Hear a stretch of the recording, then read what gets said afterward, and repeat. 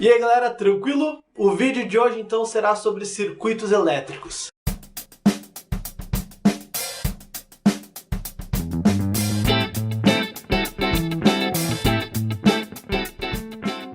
Neste vídeo abordarei um circuito simples, aquele constituído de uma fonte de tensão, fios e resistores associados. Não vou trabalhar com outros elementos elétricos, como diodo, capacitores e afins. O objetivo aqui é só entender a relação entre os tipos de associação de resistores.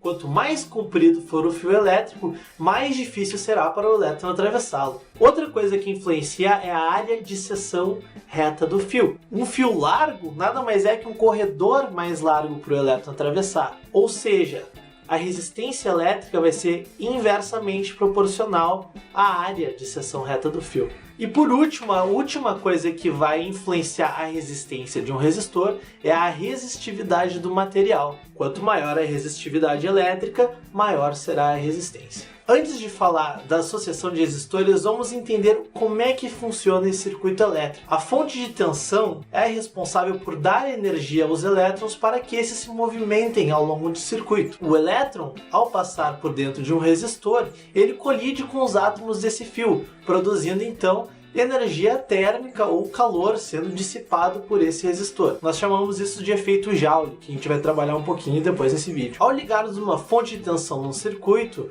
nós fazemos então com que os elétrons circulem por este circuito. O movimento das cargas elétricas ao longo do circuito, no tempo, é chamado de corrente elétrica. A equação que relaciona a tensão elétrica da fonte, a resistência do circuito e a corrente gerada por esse circuito é V igual a R vezes I. Para podermos entender melhor essas relações, vamos rearranjar essa equação. I é igual a V sobre R. Isso significa que a corrente é diretamente proporcional à tensão elétrica e inversamente proporcional à resistência do circuito. Quando associamos resistores em série, ou seja, um à frente do outro, nós aumentamos a resistência do circuito. Por quê? Porque a gente está deixando o caminho mais difícil para os elétrons, né? Vai passar menos carga no tempo ali, isso diminui a corrente elétrica. Então, a resistência equivalente desse circuito vai ser a soma das resistências de cada um dos resistores. Esses resistores vão causar quedas de tensão, que vai ser de acordo com a resistência do resistor. A soma das quedas de tensão ocorridas em cada um dos resistores tem que ser igual à tensão elétrica fornecida pela fonte. Como os resistores estão associados um atrás do outro,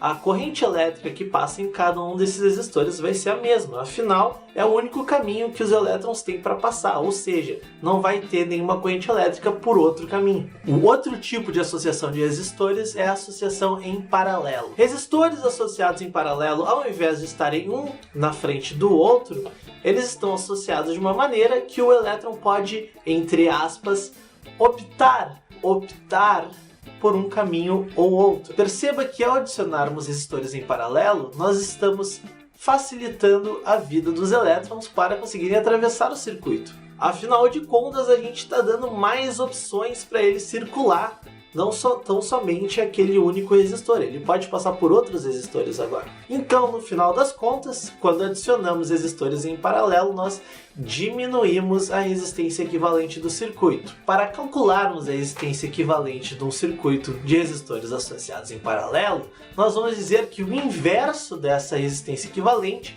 vai ser igual à soma dos inversos das resistências de cada um dos resistores.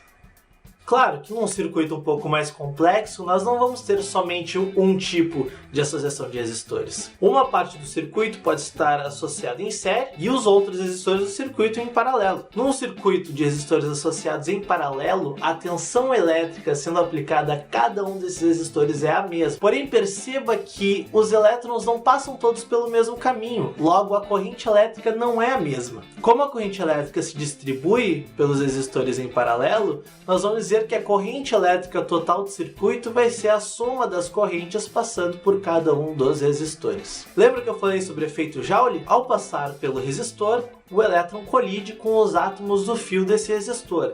essa colisão libera energia na forma de calor. A gente pode associar cada um dos resistores uma potência, que vai nos dizer o quanto dessa energia está sendo dissipada em cada um deles. A principal equação para calcularmos a potência dissipada por um resistor vai ser que a potência é igual à corrente elétrica passando por esse resistor vezes a tensão elétrica aplicada sobre ele.